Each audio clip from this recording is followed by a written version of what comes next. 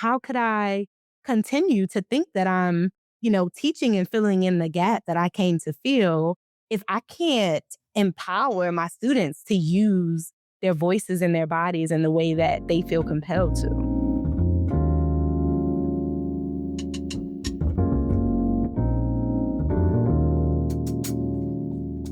Welcome to The Exit Interview, a podcast for Black educators. This podcast is more than storytelling, it's archival justice. For too long, the voices of Black educators who have left traditional spaces in education have been silenced, dismissed, or left out of the record. Here, we reclaim that narrative. Every interview is a living archive capturing the wisdom, resilience, and truth of Black educators who have shaped classrooms, communities, and generations. Together, we name the challenges: racial battle fatigue, systemic inequities, the weight of caring too much, but we also honor the brilliance and joy that Black educators bring, the creativity, the innovation, the care, and the deep legacy of resilience. Each episode is both a testimony and an offering, an act of preservation for those who came before, and a guide for those still walking this path today. By listening, you are helping to ensure that these stories are not lost, but held, celebrated, and passed forward. So take a breath, settle in, and join us as we honor the past, uplift the present, and reimagine the future of education together. All right, folks, welcome back to The Exit Interview, a podcast for Black educators with me, your host, Dr. Asia. It's a beautiful day here in Colorado, unfortunately, because it's supposed to be cold, but I'll take it. I hope everyone out there is doing well. I hope everyone has been enjoying the podcast, enjoying each other, taking care of each other. And we have another amazing guest. Now, before I go ahead and introduce my guest, we had a conversation months ago, and I was like, all right, great, sign up. My girl dropped in her link for her interview 4 months later. So me and all my memory had to go back and be like, no, what are we doing here? So I'll wrap this episode as if I never heard it before, because the way my memory working these days, folks, yeah. Nye, welcome to the show. How are you today? Thank you so much, Asia. Yeah. I'm doing good. It's so awesome. So Nye Trusty, I reached out to her, I think, it's been a while, like I said, because you were talking about retention conversation. I was like, oh yeah, we got to have a conversation. But before we jump into that, tell us a little bit about yourself. Yes. Well, I'm Nye, and clearly I'm a woman who takes her time. Clearly. Okay, cannot be rushed, okay? It's slightly rushed. Honestly, it's interesting because in that space, I feel like I was stepping into perfection, and I'm unlearning perfection and learning presence. Yeah. And that's how what came up in getting me to schedule this interview. It was like, no, sis, step into presence and out of perfection. Yes. So that's sticking with me in this time. But I'm not. I'm a Black woman in every lifetime. I'm a Black woman of many passions, purposes, facets of hats. I wear many hats. I have many names. I've been thinking a lot about, I'm in the second semester of my doctoral journey, which is something that we talked about in our first conversation. And I've been thinking about what I want to be called when I walk across the stage, what I want my degree to say. And I think that I'm going to have them write out every name that I've been given. I'm like, I'm not there by birth. I've shortened it to Nye because that's just what fits me in this season. My middle name is Nicole by birth. And then I was given the Akande name of Adjoa, which means Monday born, when I visited the continent for the first time in 2021. My last name is hyphenated. It's a mix of my mom's and dad's, so it's Trusty Creekmore. And then my married name is Elliott, which is my wife's last name. And so I'm like, you know what? I think I might even put Nana on there because that's what the block has called me. I'm not mad. So that's where I'm embracing my fullness in this time. And I think being on the podcast is just another facet of that. Yeah, I love everything about what you just said. That's so beautiful.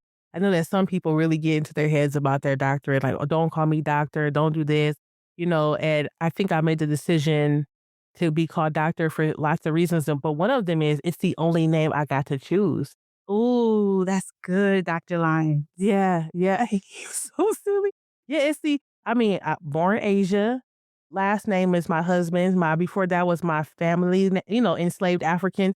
So this is the only name that I got to choose was doctor. And so, people have their reasons for not using that or to use it, but whatever works for them. That is so interesting that you say that because even launching the doctoral journey, and again, I'm only 2 semesters in, so real It early. counts. I've been saying that this feels like the first degree that I've chosen. Like it feels like the first time, you know what? I'm ready for this. And of course, we are the most educated group in our nation. Of course, Black women is what we do. So following a legacy that's already been laid out, but it definitely feels like the first time I'm choosing this. So I like the idea of it's also the first name that I've chosen. Yeah, doctorate is definitely extra credit. Like at this point, you just do it too much, right? It is fine though. It's totally fine. Hey, folks, look like we can chop it up all day, but let's get to this exit interviews. Yes, let's start off with one of my favorite questions, which is like, how did you know education was for you? Tell us about your education journey. Really, my journey really belongs to my mom. Teenage pregnancy, teenage parenthood has kind of been a legacy in my family. My great grandmother had my grandmother when she was maybe 15, 16. My grandma had my mom when she was maybe 14, 15. My mom had me when she was about 17. And so my mom's story is really my legacy. I was my mom's third pregnancy, but her first child. She lost one child to miscarriage, one child to abortion, and was literally prepared to abort me, but God intervened. Literally, she was at the doctor, prepared to let me go. And a nurse said, I could really lose my job for this, but look at your daughter and turn the sonogram around or turn the monitor around. My mom says that she looked at the sonogram, she rolled her eyes because why is this lady getting all up in her business? And started to cry, picked up her stuff, and walked out of the doctor's office. And that moment literally changed the trajectory, obviously, of my life because I wouldn't have been here, but of her life and of the generations to come. So I always say that my mom was breaking generational curses before it was popular or before we had the language to describe it as that. And she really latched on to education as a form of economic mobility. So growing up in Far Rockaway, Queens, New York, it's one way in on the A train and one way out on the A train. And I'm like, that's it. It's what it is. Yeah. But my mom really just latched on to the power and the promise of education as her way out of the hood. By the time I was in middle school, my mom had a bachelor's and a master's degree. She was the first generation in her family to go to college. And I'm always kind of like, dang, you were kind of selfish because you took all the first generations from me. Listen, yeah, same with my mom. I'm like, come on, I can't take the box off and get no extra funds and nothing. My gosh, all right, I see. But she really just paved the way. But interestingly, as most adolescents or teens, anything that my mom latched onto and preached to me, I kind of ran the opposite. And so as she was championing education as the way for upward mobility, I was running away from it. And so I was that student that was like, carrying attitude in her book bag with her pencils. Like, you weren't getting me to not go to the bathroom if I wanted to go to the bathroom. I was in sixth grade in Catholic school eating fried chicken in the back of the classroom. Like, just a ridiculous demonstration. Just a ridiculous student. But my mom just really believed again in the power of education. And when I was going to high school, she moved me and my little brother from Far Rockaway, New York to Maryland so that I could attend Eleanor Roosevelt High School, which was consistently identified as one of the best high schools in the nation. And moving from Far Rockaway to the suburbs of Maryland, one, culture shock, and two, it just showed me sites of privilege and poverty and where I stood at the intersection of it.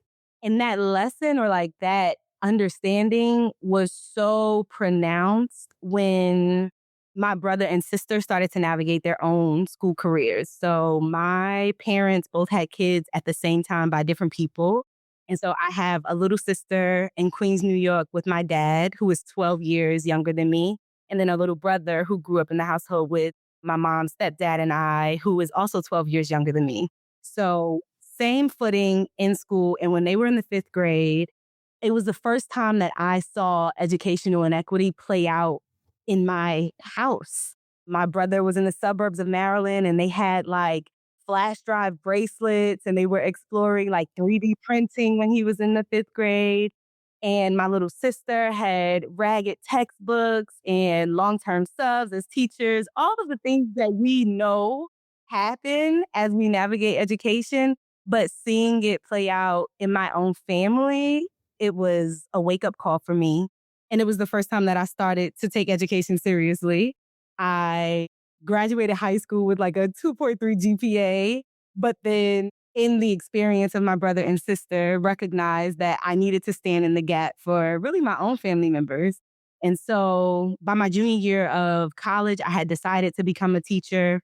I changed my major from just English to English and secondary education. But I took one education class and hated it. It was so boring. I could not do it. And so I became a double major in English and African American studies because I knew I wanted to teach Black kids to love reading and writing. Well, I want to pause you for a second. If you're not watching this on YouTube, I need you to go YouTube and watch this video because everything about this, her background, is saying African American studies. It's saying incense. It's saying Let me move over. like, Yeah. listen, it's giving. So in case you were like, I wonder what, no, the whole vibe, okay, down to the jewelry. It's in So me. it was already there. It was already there. Smart move on your part. Yes. It literally was there. And it was my first time. I've always had like, even as a kid, I saw Africa as like a fantasy land. Felt like a Disney World for me, even as a kid with I am of the African diaspora and now know that my lineage comes from West Africa. But as a kid, we didn't know that. We were from New York through and through. Yeah. But as an African American studies major, I just got a glimpse and an understanding of like pre-colonial Africa and the richness of the African diaspora. And it changed everything. And that is really what confirmed for me, like, oh, I have to be a teacher because not only do I have to teach my kids how to love reading, how to love writing, not only do I have to close academic gaps, but I have to close identity gaps. And I have to like stand in the center of that puzzle so that my kids know where they came from so that they can have a deeper understanding of where they're going and who they are. And so that's a little bit about my journey into education. So let me ask you a question. Seeing that you said carry your attitude in your backpack and you were eating fried chicken, do all these things, and But it's then so you decided like I would actually go and choose education as my career path. What was the conversation at home? Were your family like, well, at least you're doing something? Were they like, oh, we saw it in you? What was that like as they saw you kind of navigate that decision making around your major and deciding to go into education? It's weird because my decision to become an educator was understood by everyone but me. It felt like I was the only one who was surprised by that choice. My family was like, "Oh, yeah, that makes sense." And I don't really come from a family of educators, though my mom has always worked education adjacent. So, camps, nonprofits, mentorship, always been in a world where she was filling someone else with knowledge and identity. But I never saw myself as a teacher. I didn't like school, but everyone around me, friends included, were not surprised because I hated the education major classes. I had to seek alternative certification. And so I was interviewing for a spot in a national alternative certification program. And we had to go through a few rounds where we had to like do a lesson and then do a group interview and then a personal interview. And I can remember in my personal interview, so the interviewers had been with us all day. So they had seen kind of like the trajectory unfold. At the end of the interviewer says, is there anything else you want to say? And I say, well, I'm going to be a teacher. And again, audacity. I'm going to be a teacher, regardless of whether it's with this program or another program out there. I'm going to be a teacher. I would like to do it through this program, but it's not the only option. And I will never forget this woman who had known me for, at that point, about 4 hours starts to cry, Asia. And she says, I know you're going to be a teacher. I can see it. I can feel it. You're going to be a teacher and you're going to be a good one. And so it seemed like everyone that I came across had this understanding that I would be great at what I was seeking to do. I just had to kind of sit into that knowledge myself. Sure. Thank you. I love that. So you wouldn't be the first person who comes on to the show to talk about their journey going through the national organization that supports people with emergency. I say, Oh, please. I got you. No, we got you. So tell us about getting into the classroom. I know that there's sometimes like a trial by fire. It's like you get some training and then, but you're in there. So tell us about those first couple years and what that was like for you. Ooh. So the process was that we started in the summer. We started with a preparation program that spanned about 6 weeks, and it was meant to kind of be like a teacher's boot camp where you got to get your feet wet with lesson planning, with waking up super early, with staying after school, with classroom management, with executing lessons, with being coached and getting feedback. So I was tasked with co-teaching a group of about maybe 17 students in Philly at all boys school. So I had a classroom of 17 Black boys. I come in there fresh out of college, so excited, and I completely bombed. Students had zero respect for me. I probably had zero respect for myself, honestly. Fair. That's fair. But I did horribly. I did horribly. Classroom management was nothing. My lesson plans were good in theory, but the execution was choppy. Sure. My confidence in navigating relationships and getting to know the communities that my students were in, especially on such a chopped timeline, was whack, whack, whack. I left that somewhere feeling like, what did I sign up for? How am I actually going to do this? I need to be what my students deserve me to be. And what I just did in these 6 weeks was not that. But I was determined to be a teacher. And so come August, I'm still stepping into that classroom. And I had decided that I was just going to do the opposite of everything that I did in the summer. And it worked. I said, you know what? I'm coming in. I'm setting very clear expectations. I'm not focused on people being my friend. I am going to take some of the advice that I had gotten from my elders about it's a little outdated, but don't smile till I knew you November. were going to say don't smile. I knew it. Everybody says I was a smiling fool my first year. I really did. Okay, I didn't smile till October. I couldn't even, but I was fourth grade teacher. That's a whole Oh, different, the babies. yeah, I started with seventh grade. I started with seventh. Yeah. sis. I know we probably talked about this. I got a seventh grader. My child is a seventh grader. I had a K-6 license. I said, you will never get me to teach seventh grade. I have seen grown people cry off a The middle 12-year-old's meanness. You will never. So bless you. Bless you, sis. seventh graders, I always say, like, once you had them, you had them. But to get them, you're pouring in. And they are going to peel back every layer that you didn't even know you were navigating. I went into my seventh grade classroom navigating a queer identity that had been closeted for years, even closeted to myself, and some deep-seated, like, insecurities and just unhealed traumatic experiences really from my own education, no upbringing, and trying to put on a mask and enter into the day-to-day without unpacking those things, your seventh graders are gonna unpack it for you. They are going to detect those things that you are pushing down, and they are going to help you surface them, and hopefully you're in a space where you're ready to come face to face with, your wounded healer for a little woo woo. Not But the yeah, wounded healer. the wounded Not the healer. who. Who's broke? Oh, we can talk about that She later. won me. Let me Yes, tell. yes. It really is. So I really went into that first year with my seventh graders, content on being the best teacher that I could be, on reversing the mistakes that I had made that summer. I tried not to smile until November. It didn't work. And it got to a point in October where she was my best friend at the time, but she's my wife now. I recall just crying and saying, I love my kids so much and they listen to me, they respect me, they're complying, but my room does not have the flavor and the joy that I intended for it to have. They don't know that I laugh. They don't know that I'm silly. They don't know my sauce and my juice because I'm just like this robot to them because I'm so scared of losing control. And she was like, well, let it out, sis. Like, let it out. Let yourself be known. And I did. I mixed what they had come to know in terms of expectations, routines, and procedures, but allowed myself to shine through. And it transformed everything. Those kids are still my babies to this day because that group of students got the OG Miss Trusty. Yeah.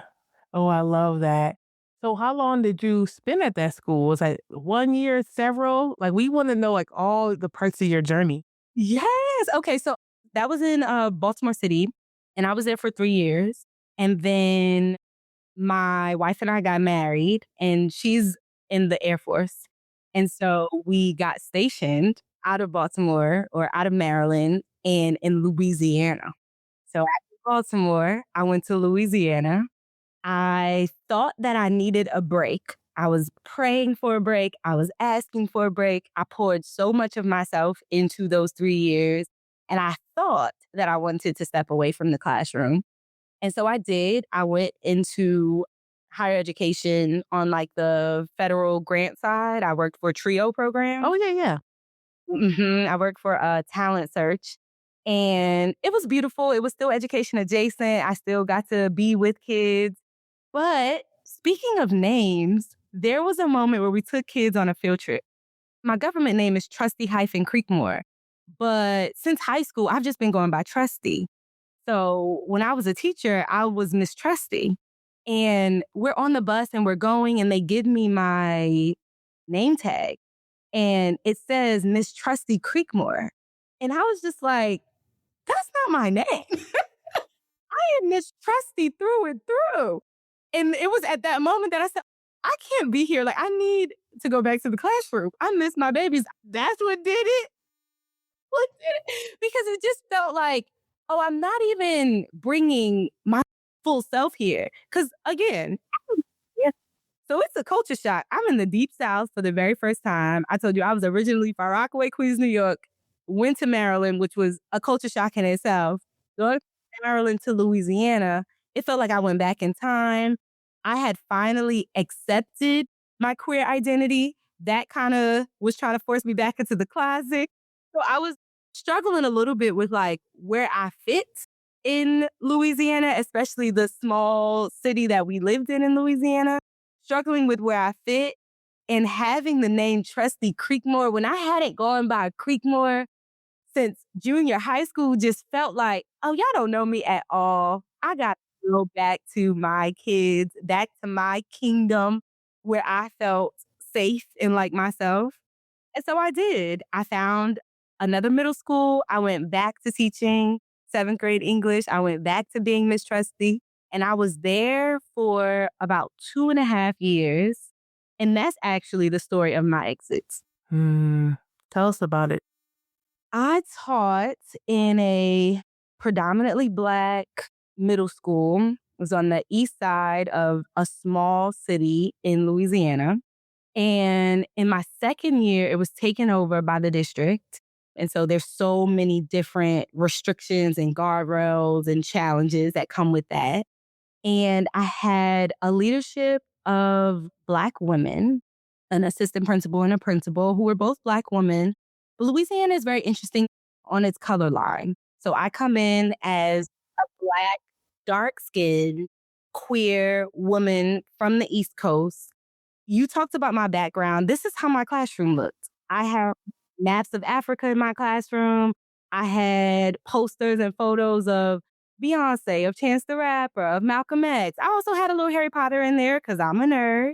But just the full gamut of identity because I believed and believe that my job as an educator was mind, body, soul for my student. And so we are of the African diaspora. I taught 3 white students. That was 1 white student for every period that I taught. So I knew who I was there for. Yes, 100%. And one day, my assistant principal and principal come into my room. It's maybe October, November of the school year, so it's not at the very beginning.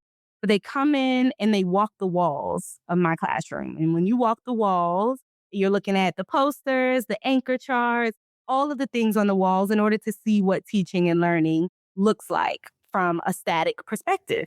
They walk the walls, they leave. They invite me in for a debrief and a feedback meeting the next day. In that feedback meeting, my principal shares, we had a chance to walk the walls of your classroom the other day. And we were really trying to think of the perspective of our white students and whether your classroom was a space where they felt comfortable.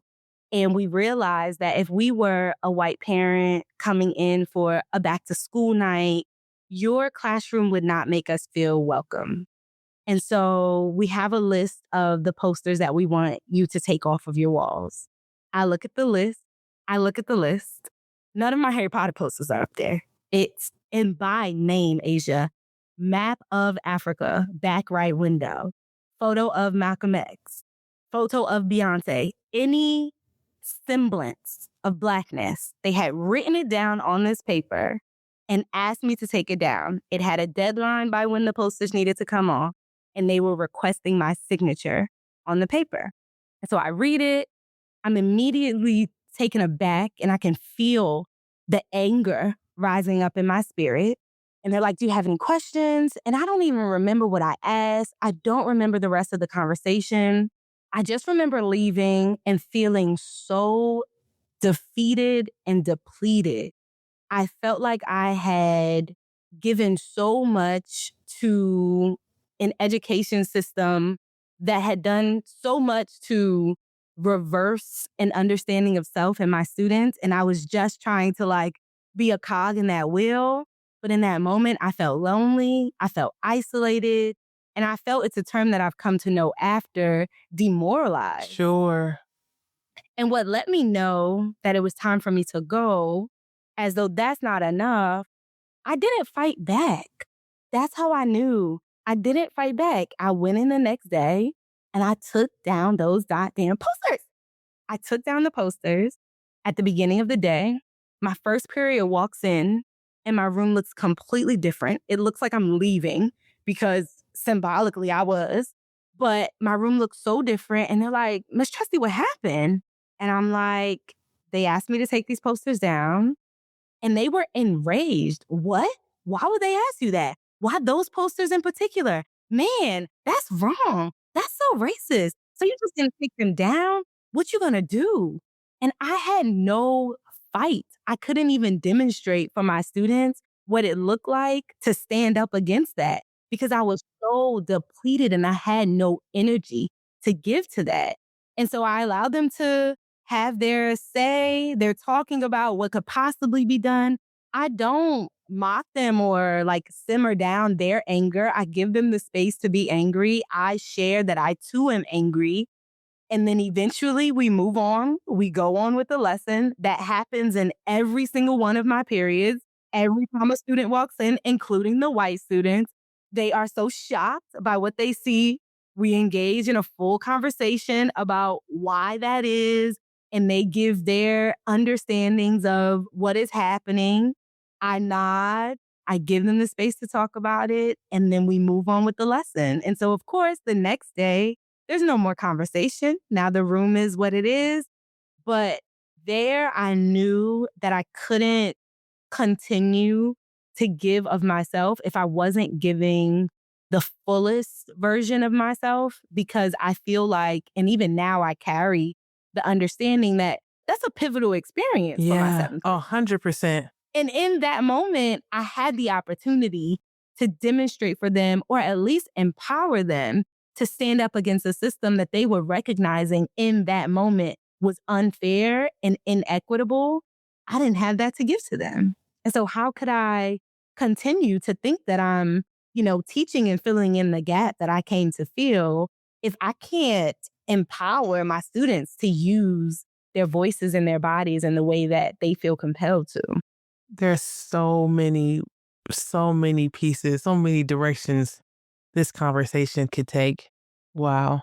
One thing I want to talk about is you talked about colorism and you said that you felt like, you coming in as a dark skinned Black woman. And for those folks who've never seen me in person, I'm also a dark skinned Black woman. What did you feel like as the year was going on? Because you said you were there for 2.5 years. Could you feel this conversation or something like this was coming down the pipe? Did you sense that in your spirit or did it come to you as a surprise? Ooh, that is good. There was an understanding that I was different in that space. There was an understanding that the way that I carried myself was different in terms of my ability then to speak out and to acknowledge aspects of racism that as I've navigated spaces of the South more and more, there's so much ingrained in the soil of the South that people pick up on and may choose to acknowledge and choose not to acknowledge. But again, having fresh eyes and coming from a space where we didn't really play that. I can remember in my first year at that middle school, they had a book fair. Same school, they had a book fair maybe in October, November. And we're on our way to the book fair. And my students say, oh, we have to leave our book bags here. And I say, why you got to leave your book bags in the classroom? Oh, we can't bring them into the book fair. They think we're going to steal. And they say it so nonchalant. And I say, what? They think you're going to steal books from your school? And they're like, yeah. And I'm like, that's interesting, but okay, come on. We go to the book fair. The librarian is white. And again, my school is like 97% Black. The librarian is white. My students are navigating the book fair. They're joking, they're laughing, they're engaging with the books, making jokes about the covers, seeing what books they want to buy. And at some point, there's a congregation of maybe 5 of my students who all happen to be Black boys in that congregation. The librarian had a few volunteers from the community who were all white women that were there chaperoning the book fair with her. Suddenly, she shouts at that congregation of boys, "Stop standing together." And I'm like, whoa, are we good? Because suddenly, I'm thinking about so many spaces in American society that put those same rules on our kids. The danger of congregating, the danger of community, the danger of belonging. She says that, and I say, oh, they're just talking about the books. They're good. Keep going. The book fair continues to go. And this same woman starts to do inventory live. Hey, did we have 2 Diaries of a Wimpy Kid or 1? Hey, are we missing a Mad Neck? Hey, I thought I saw this book here. I don't see it anymore. I said, ma'am, again, I'm from the North. You see something, you say something. So I'm like, ma'am, must you do inventory live while the kids are shopping? And she says, I just want to make sure that nothing goes missing because if something goes missing, we have to pay for it out of our pockets. I said, but ma'am, this is their school and they are here for a book fair. They are not interested in stealing from you. And if that is a fear that you have, then you might not be the person who should be in their space chaperoning this book fair. And tears start to come to my eyes because I'm so angry at that point. We end up leaving the book fair. We have a conversation about it when we get back to the classroom. Of course, that afternoon, my principal and assistant principal called me into the office with the librarian who is crying and just sharing that she felt attacked, that she wished that I had chosen to talk to her on the side, that they just wanted the students to have a safe experience. And there has been a lot of shoplifting in the past, and they have to pay for those things out of their pockets. So they really don't want it to happen. And I'm like, okay, let's talk about some of the ways that we can help avoid. We can get some of my 8th grade football players to come in and chaperone students. I'm like, we can make the experience inclusive without making it racist. And what you're doing right now is criminalizing my kids before they even have a chance to do any of the stuff that you are proactively accusing them of thinking to do. So I demonstrated an energy and a sense of interacting that was quite different for the culture of the South. And so to carry that mouthpiece in a body that is dark skinned with a gender expression that is quite queer, they just wasn't ready for me. They were not ready for me at all. And so while I didn't see it coming to that level where you are literally walking the walls of my classroom and seeking to strip my space of any identity marker whatsoever and blaming it on seeking to speak up for the minority group of my classroom, I would have never called that. I definitely knew that there was increased eyes on me for the ways that I carried my identity.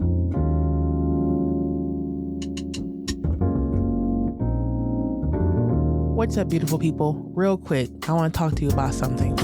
If you're a Black educator or used to be a Black educator and you've ever felt like the job asked you to give everything and left you nothing, we got something for you.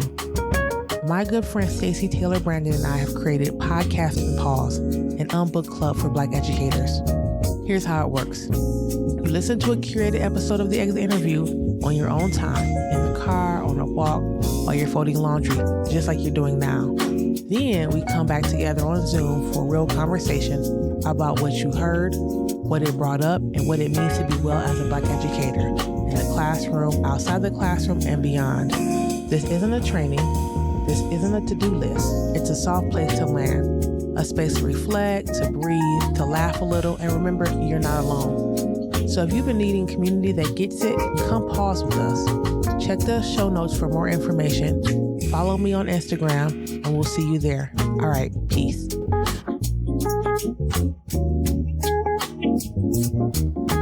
It's so interesting that you talk about in this one scenario with the librarian, like just like you said, this voice, the attitude in the backpack, the fried chicken sis was right there. But it feels like to me, and stop me if I'm wrong, that time wore you down. That's what it feels like, because that situation to me would have been even more fierce 2.5 years or a year and a half down the line, but it wasn't there. And so, I don't want to make any assumptions, but that's what it sounds like to me. No, that's not an assumption, sis. That's just active listening because that's a fault. That is a fact. I think that the walking the walls was kind of just like the culmination, realizing that I was really fighting up against a system. I think that prior to that, I was taking isolated incidents and recognizing the inequities in those incidences and feeling like a champion for acknowledging or standing in the gap of those incidences. But I feel like the walking the walls and again, the symbolic and literal stripping of culture from a space that felt like my home, it was the first time that it was like, oh, you're up against a system, an entity, a machine that systemically and intentionally strips identity and culture away from your kids. And while you are well meaning, you feel alone and you can't battle this machine alone. And I think, you know, battling that with just the general burnout and fatigue of a career that's as stressful as teaching, it just got too much for me to handle. So after leaving, I was able to spend a few months in sabbatical. So we actually transitioned from Louisiana to Texas to San Antonio, Texas. And I was able to take a few months off to search for a job and to kind of just get my mind in order. And it was then that I realized that because I was up against a system, I needed to take a more systemic view of what was impacting our students. And that's what got me into coaching teachers. It allowed me to be in a variety of schools in a variety of contexts at the same time to kind of give voice to the things that I was seeing. Whereas before it felt like, oh, this school does this and that is wrong because it was like, no, no, no, no. The schools do this and that is wrong. Yes. I want to pause you for a second because I want to make one more point or talk about one more thing that I think is important to mention from your situation in Louisiana, which is that you said that the principal and the vice principal were Black. And I want to make sure that the audience heard that because we are really quick in education to say, all you got to do is throw a few of these in, a couple of these, and two of those, and they should all get along and they should all be on the same page. And we're all going to be for Black struggle. We're going to all support, right? And that is false. That is false. And it's dangerous. It's a dangerous one. Extremely dangerous. Yes. And so I had to just point that out because this is not the first time, nor will it be the last time that we hear about Black folks in particular, Black women, whomever, causing harm to other Black educators. And those same folks will be invited to the table to ask or to help investigate why Black educators are leaving. And no one is pausing to think that it could be them because it's an assumption that we're in solidarity with each other. And that is just not true. That is just not true. As disheartening and scary as it is, all skinfolk are not kinfolk. No, not at all. Not at all. And like you said, when you're coming in with your full authentic self and you're showing up how you're showing up in dark skin and all, right? Locks or not. I know for some folks that is definitely like the way you come into a space is wearing locks and all the things. We have to examine that in education. It's not as simple as more Black people in a space or a move in or signing bonus or it's so much more complex. So I just wanted to say that piece before you continued on. Yes, because it's like, what space are we creating? And I think at the start of your episodes, you talk about it being not just a recruitment problem. Yeah. The problem of retention is deep seated and multifaceted. Yes. And if we only stick with bringing bodies into a space, then, if we think of it from a DEI perspective, we might be doing the D, but we're not doing the E and the I.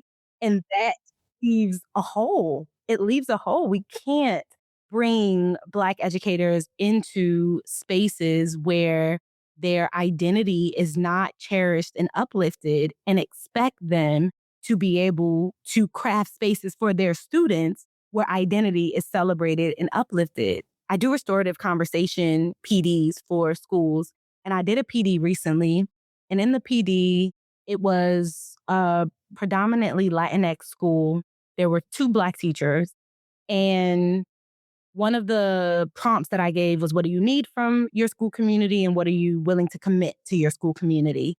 And one of the Black teachers shared, I need my fellow teachers to stop getting me and the other Black teacher confused. We've been here for 3 years and I need you to stop calling her my name and to stop calling me her name. Yeah. That is an example of what happens when spaces are not curated with identity in mind. When we're just bringing bodies into a space and forcing the bodies to conform to the space instead of the space to conform to the bodies or to make space for the bodies, then we're not creating the sense of belonging that it really takes to transform education and get our teachers to feel empowered to provide the level of achievement and success to our students that they deserve. Yeah, 100%. Thank you for sharing that. Well, let's backtrack a tad. So you talk more about you left the school and then you said you went into coaching teachers. You're still doing that now. So give us some timeline about what year did you leave the school in Louisiana and then going into the coaching part of it. Love that. So I taught in total from 2013 to 2019. Okay. I taught in Louisiana from 2016 to 2019. Mm-hmm. And then I went into coaching in 2019. And of course, that's a journey in itself. But I actually became a leadership development coach for the very same national alternative certification program that brought me into the classroom. So I was coaching Little Miss Trustees, or back in the days. So coaching novice first and second year teachers. You wouldn't be the first person on the show that did that kind of like full circle. Now you could tell us please about that experience and what you, like you said, going and thinking about preparing With the story that you had in mind and on your heart and what your own experience was, tell us about how that supported you in the way that you coached others, the way that you saw others, the way that you were helping them navigate situations for in their classrooms. Yeah. First off, I went into coaching again, fresh out of the experience where I carried a high level of guilt for not being able to, again, demonstrate to my students what it looked like to use their voice or their bodies to stand up against racism when they saw it. And so I went into coaching ready to have teachers examine equity and justice and to use their mouths and their bodies to advocate for it, first starting in their classroom, but then funneling out into their school, their district, their community, etc. And fortunately enough, the region that I worked for was really big on culturally responsive pedagogy and identity development. And so much of my conversations with teachers dealt around what does it look like to bring a level of authenticity into your classroom in order to make space for students to bring their authentic selves into the classroom. So we were having conversations about the intersection of lesson planning and content with identity and self. And so it was a really juicy, like, breeding ground for people to explore who they are, why they are, and to use that in order to create space for identity in the classroom. So post COVID, 2019, I'm a brand new coach. 2020, COVID hits. And so now my coaching looks quite different. One, because I'm having coaching conversations with people virtually, which means that like they're kind of inviting me into their house. And so I'm seeing a different facet of them. Their day to day looks different. They're also navigating the national turmoil that popped up at that time. They're navigating having a different vantage point into their students' lives and compassion fatigue and what it looks like to like advocate for the well being of their students in a very different way. And how to deal with their own well being, which I think is something that we were all dealing with at that time. How can I stay well with all of the things? Now, we didn't know that in 2026 we would be dealing with all of the things. Back then, we were just dealing with all of the things. Yeah. No, yeah. And so I saw my coaching conversations start to become something else. They were leaning more out of the pedagogy and content lens and going more into the holistic wellness lens because you're describing digestive issues to me or you're describing insomnia. And I can't just look over that and instead only talk about, this book that you're reading and you're helping students annotate the text. We got to talk about this digestive issues because that's directly related to how you're able to show up as a teacher. And so that kind of just started to cue me into the needs for more holistic approach to coaching. And while I'm a coach, personally, I've always been a yogi since about 2016. I've been doing yoga. And so around this time, I started to get into comedic yoga, which is an understanding of yoga as a Afrocentric principle, an understanding that it was Black people created and built the practice of yoga as we know it today. And so I started to get into that understanding, that deepened into this understanding of like spiritual life coaching and what it looks like to integrate the understanding of indigenous principles of wellness and healing into our day to day and into our institutions. And so mixing all of that just became this unique style of holistic coaching that didn't really fit into the leadership development trajectory that this particular organization was pushing toward at the time. Yeah. Yeah. Or probably not now either. Not now. Not never. No. Yes. Exactly. So the coaching has emerged over time. And like you identified, it is a lane that I am still very much in and exploring what it looks like to empower educational leaders to bring their full selves through coaching that focuses on mind, body, spirit, all together. We're already going on that lane. So tell us what you're doing now since we're talking about it. Well, I just launched the Tubman Project. So we're already on this path of talking about the coaching. So continue that conversation. What are you doing now? Ooh, so I have a nonprofit called the Tidewell Foundation, and we empower educators to embrace ease and elevate their energy. And this spring, we launched the inaugural cohort of the Tubman Project, and I see Black Moses all up in your Yeah, I screen. want to hear about this. So the Tubman Project is a global leadership fellowship for Black educators that culminates with a 7-day retreat in Ghana, West Africa. Well, let me go ahead It's and get a my suitcase. You playing around, well, sis. you sent an application. Listen, I'm already half packed. Okay. Yes, we will be leading our first cohort in July, but it's a part of a 9-month cohort experience. So, through 9 months of virtual programming, educational leaders are given the space to rest, to reconnect with their identity, to reclaim their heritage, and to reimagine what's possible for their communities. We do bi-monthly virtual gatherings centered around the Tidewell's 4S framework, which is self, synergy, service, and systems. Fellows will go to Ghana for 7 days, connect with other educators through the diaspora, and really take the journey of the ancestors from Accra to Elmina or Cape Coast, which is where our West African ancestors would have been abducted and then brought to the Americas. And then they'll return and complete a legacy project, which is something they plan to put into place to radically transform their communities and take the learning and the knowledge that they experienced over the 9-month journey and put it into something really tangible for their students, their faculty, their parents, and their community at large. I'm really, really excited about it. Like I said, first cohort of many. So I'm excited for what's to come. By the time this episode airs, we will be 3 months into the cohort journey and we'll be preparing for our community send off. So this cohort is from Wendell Phillips High School in Chicago. It's the first integrated school on the south side of Chicago, landmark in the city.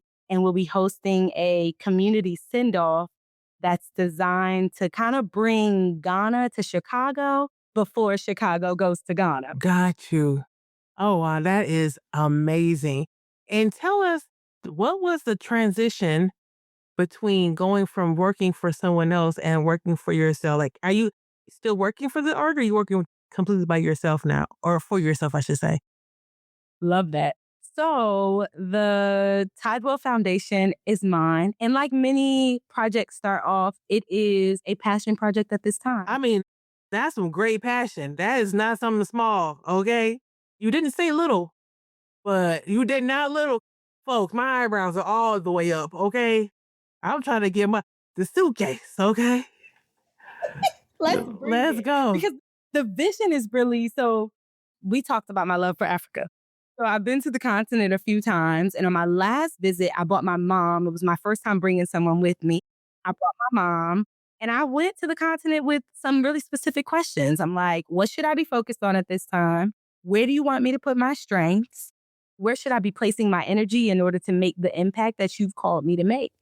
And my ancestors, I was on Labadi Beach in Accra, and ancestors just started dropping these gems, dropping these gems.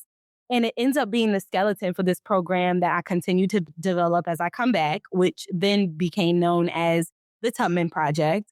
But the idea is like, what is possible if we take educators from the same local context, invite them onto this transformative journey, and then ask them to come back and use that transformation in order to solve problems that have already been here?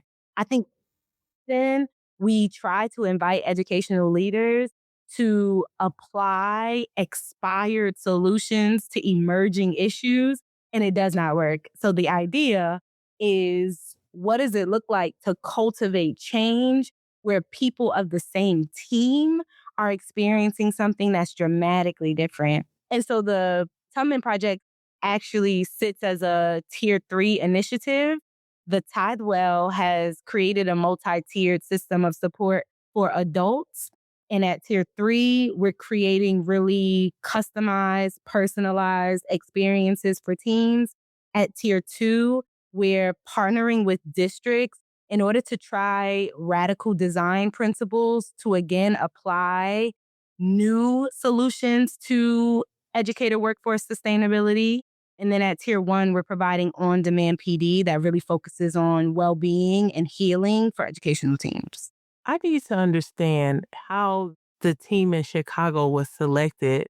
Like, how did that come to be? And how did it come to be that you said the leadership, like that idea of having leaders come, wasn't working? And I know I'm taking up a lot of space on this because I'm just so fascinated about this work and what you're doing. So walk us through that piece, please. Thank you so much, Asia. You are asking so many great questions. I mean, I've been doing this for a little bit. This is what I do, but Right. okay. I've seen the awards. I get it. Listen, girl, it's right here. Let me see. There she go. There she go. But yeah, we want to know. Please tell us. I'm curious. I really am. Absolutely. So there was an application process, and this was the first round, and it yielded applicants as far as Massachusetts. So throughout Massachusetts, Chicago, the Baltimore area, DC, New York, people were interested, which was very validating for me.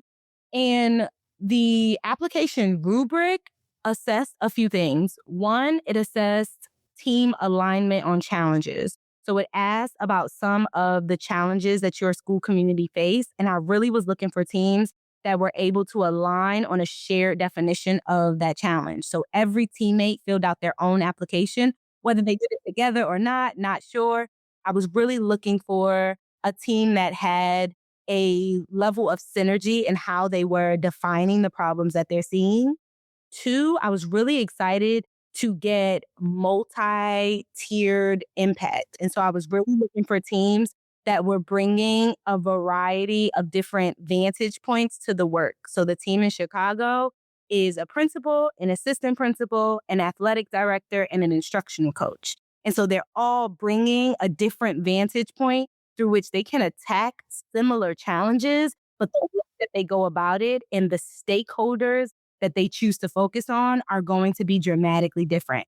So, alignment on challenge, diversity of roles or impact, connection to the goals of the Tubman Project. And so, the Tubman Project is really based on embedding a sense of rest, heritage, and identity into the work that we do in order to make professional development or leadership development more embody the principles of radical design. And so the challenges that they were naming needed to be connected to some aspect of those goals.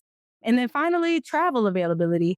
I had teams, I put out the ask that we were traveling in either July or early August. And I had teams that were like, oh, well, we're only available for these 3 days in July. And I'm like, dang it. Well, you got to availability. So those were kind of the biggest points of criteria. And Wendell Phillips and their leadership team just blew it out the park. They really just met every metric. And through my conversations with them and our cohort meetings, I'm starting to see why over and over this was what meant for them at this time.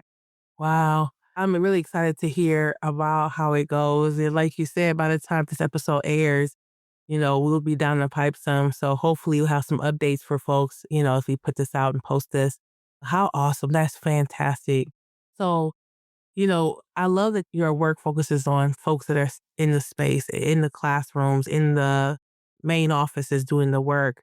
You also talked about retention strategies and like your work with retention, along with, I can see this also being obviously a form of retention as well, and the strategies that they come up with. For folks who are sitting and listening to this, who are able to participate for whatever reason with your work or whatever situation, are there strategies that you've thought about, that you've heard? Now, let me be very clear. This is like we just talked about, this is very complex. So like a 5-step list on how to retain Black educators is not going to get it. But do you have some ideas just being in the work for all this time that you feel like folks should hear when they think about retaining Black educators? Like things that they should consider, should try, should ponder on? Yes. One, we got to put on our design caps. So there are so many different radical design theories that school districts have to get comfortable with in order to move from the messy middle into an emergent strategy that works. And we talk about this to no end how outdated our education systems are. We consistently try to apply expired solutions to emerging problems, and we will consistently brush up against a wall trying to do that. In order to make radical change in your community, and I'm even hesitant about using the word radical because some of the changes are just not that radical. They're actually just things that should have already been put into place. They're just common sense solutions. But in the world of education, even the most foundational changes can be felt as radical, but I think we need to create more spaces where educators are naming the challenges that they're seeing. Educators know what they're experiencing, they know what keeps them coming every day and what pushes them away. And so creating consistent surveys where educators are giving voice to the challenges that they're seeing and giving feedback on what might solve those challenges, and then partnering with experts like my organization, for a little plug, par- experts to iterate on those challenges that educators have pointed out, to iterate on small incremental changes that schools and districts can make in order to get closer to the solutions that educators are suggesting. That's the way. That is the way to, one, center educators' voice, two, to come up with fresh solutions to emerging problems, three, to create sustainable solutions to the problems that we're seeing, and four, to kind of reverse the systems of inequity that by design have been ingrained into our education system. Thank you I so think much. that was four things. It's cool. You listen, we'll take them all. We'll take the 4.5, the 2.5. We're desperate at this point, folks. We're desperate. Thank you so much for that. And like you said, this is not so revolutionary. And I know that education systems love to run away from words like radical. Even before this current climate we're in, it was just like, oh, we can't do that. This is just scary, right? But I appreciate you saying that because it needs to be a part of the chorus of folks who are saying exactly what you're saying in so many different ways. Like, that people are not here on this podcast that someone else has not said before. Just do it. Just do what's been suggested over 80 times. Like, good grief, right? So we've talked about where you've been. We've talked about all these pieces of retention and education. Tell us, in your time in the classroom, in your time now, in your time as a chicken eating child, are there Black educators? You said what? So what's funny is I'm a vegan now. Your childhood self would not even recognize you. I'd have left the chicken Yeah. alone. Well, your deep fried tofu state or whatever it is that you love to eat. Like, are there Black educators from your time early on, talking about your mom, talking about community, all the way to now? Are there folks that you like to shout out on the podcast? Oh, absolutely. So first, mentors who have become my favorite ancestors. Miss Dixon was my first ever AP in Baltimore City, and she poured so much life into me and my work. No matter what I was doing, how I was feeling, she let me know that what I was doing was worthy and just held a light to the impact that I couldn't see. And it just really gave me the fuel to keep going. Miss Dixon passed a few years ago, but is an ancestor that I consistently shout out. Another one would have to be Dr. Cargbo, who was my African American Studies 100 professor and was the first person to teach me of Africa as a rich place. I had fallen victim to this narrative of poverty that the signs to Africa and had no idea of its richness, both in like literal richness, like in the soil, but then also its rich symbolic history. And his teaching and demonstration of both pre-colonial Africa and how Africa kind of resisted and reclaimed its space in the world view just really transformed my understanding of the African diaspora, which made me the teacher that I ended up becoming. And so I'm going to give it to Miss Dixon and Dr. Carbo. Thank you. Shout out to them. It's so, yeah. You know, I always think about, I hope these educators know how much influence that they've had on folks that have long been out of their classrooms or out of their spaces. And it's just, I love to hear every time someone's name is different people every single time. I love that. Last question for you after all of this. Tell us, what does it mean to be well? For me, to be well means to be connected in all of its facets. So connected to a higher sense of purpose and promise, connected to my favorite version of myself, connected to my voice, connected to my why, and all of those things informing what my now and later looks like. For me to be well means that I am feeling deeply rooted in who I am, why I am, and the world that I'm seeking to accomplish or the world that I'm seeking to see.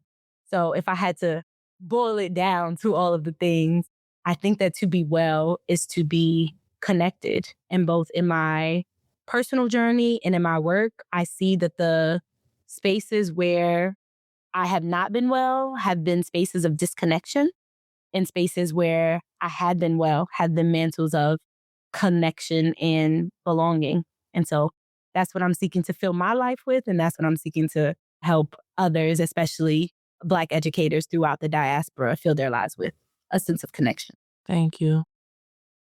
I have one more question for you. I love your questions, Aisha. So if you had a chance to talk to that 7th grade class one more time, what would you, as adults, they're older now, they should be 18-ish? I was an English teacher, not a math. No, they would be 18 by now. I know. Oh, you so silly. What would you say to that class of 7th, that group, that entire 7, 4, 3, 4, 5 sets of kids? What would you say to them on this side of who you are? That is such a powerful question. Can I curse on here? Because I think I would curse to them. I think I would say, Go. fuck that shit. Mm-mm. Do not allow anyone to strip away any aspect of you that feels like you.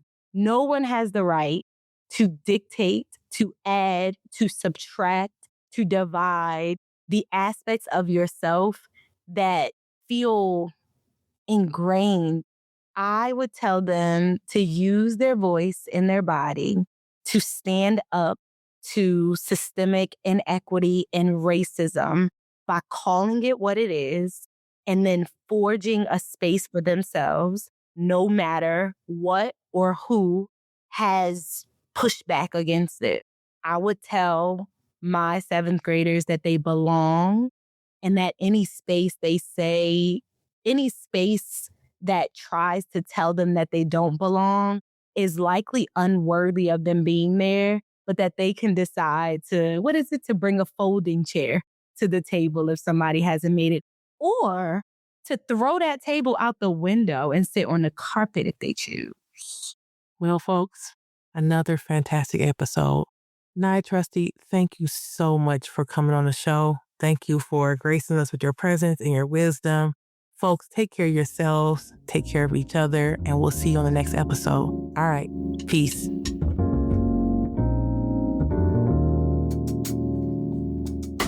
Thank you for joining us for today's episode of The Exit Interview, a podcast for Black educators. Every story shared here is a reminder that our wellness matters and that thriving in education is possible when we create spaces of care and belonging. If today's conversation spoke to you, we'd love to keep in touch. You can sign up for our newsletter at exitinterviewpodcast.com or connect with me on LinkedIn to stay up to date on upcoming workshops, consulting opportunities, and ways we're transforming stories into solutions through Alliance Educational Consulting. And before you close out, take a deep breath. Remember that caring for yourself isn't extra, it's essential. Whether you're an educator seeking rest or a school leader reimagining support, you're part of this growing community of care.